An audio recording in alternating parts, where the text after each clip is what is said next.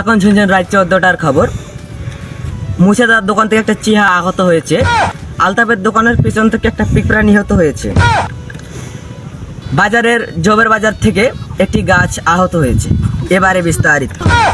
মুর্শিদাবাদ দোকান থেকে যখন চিকাটা মারা গেল তখন সাথে একটা পিঁপড়া ছিল। পিঁপড়াটা এসে চিকাকে বলল, হায় রে চিকা ভাই, তুমি মুছের দোকানে কি করো? চিকাটা বলে, মুছের দোকানের র্যাকে কোনো মাল নেই, তোর র্যাক খায়া দেই। এবারে আলতাফের দোকানের পিছন থেকে খবর। পিঁপড়াটা মারা গেল যখন, তখন চিকা এসে বলল, ভাই তুমি এখানে কি করছো?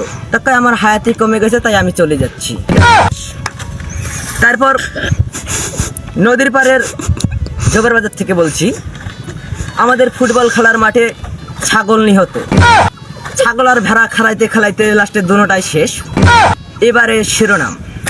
তো সবাই আমাদের পাশে থাকবেন।